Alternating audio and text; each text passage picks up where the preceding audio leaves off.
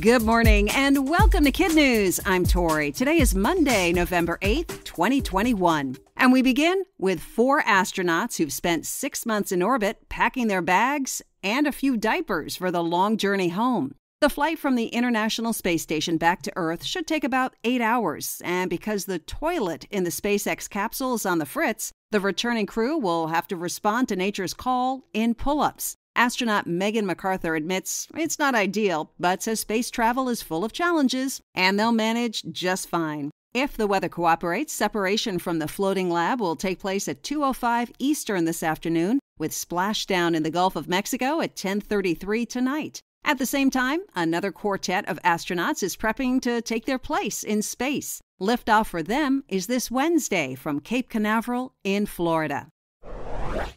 The New York City Marathon was canceled last year due to the pandemic, but this weekend it returned in all its glory. Crossing the finish line first for both the men and women were runners from the African country of Kenya. Behind them, 30,000 others, some of whom weren't there to win necessarily, but to represent. And that includes Sarah Kate Gillingham and Dave Kane, 2 friends with an uncommon bond. 4 years ago, Sarah Kate saved Dave's life by giving him 60% of her liver. Both ran to raise money for the American Liver Foundation and raise awareness about living organ donation. As Sarah Kate said pre-race, it's totally possible to make a bigger impact on the world than you think is possible, digging deep in yourself to give something that is very scary.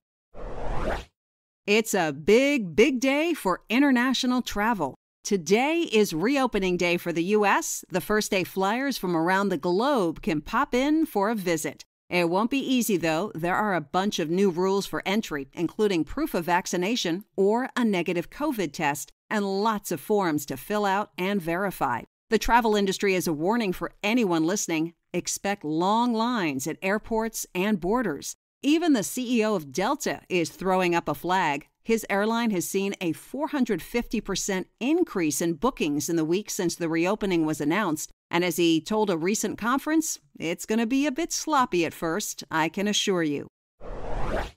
This week, for the first time in decades, visitors will be able to pay their respects up close and personal at one of the most sacred landmarks in the U.S. It's the Tomb of the Unknown Soldier at Arlington National Cemetery in Virginia. Inside are the remains of 3 unidentified soldiers from World Wars I, II, and Korea, and they've come to represent the sacrifice of all American service members. Since 1948, a 24-hour military guard has protected the sanctity of the site by keeping the public at a distance. In fact, only U.S. presidents are allowed to get close. But this Thursday is not only Veterans Day, it's also the 100th anniversary of the tomb's dedication. To mark that milestone, the Park Service is opening the area tomorrow and Wednesday to guests who want to touch the marble or leave flowers.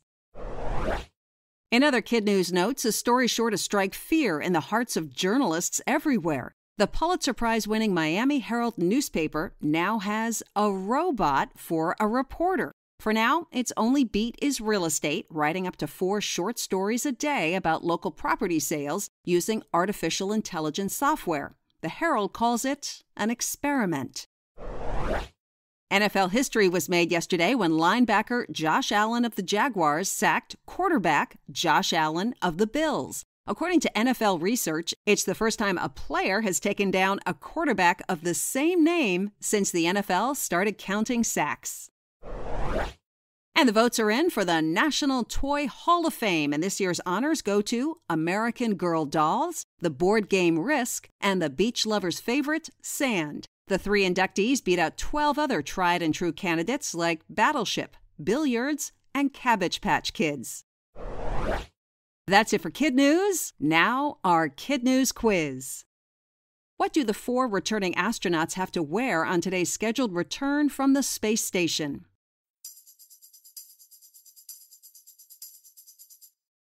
Diapers, because their capsule's toilet is broken. Visitors can get up close and personal with what sacred American site this week?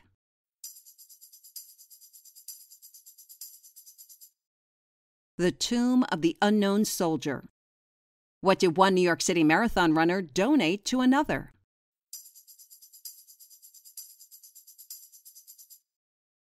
60% of her liver. The latest reporter for the Miami Herald newspaper is what?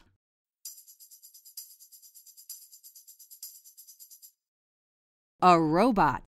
In today's Kid News Kicker, we bring you a jumbo joystick. The 9-foot video game controller is so big it's earned a place in Guinness World Records 2022.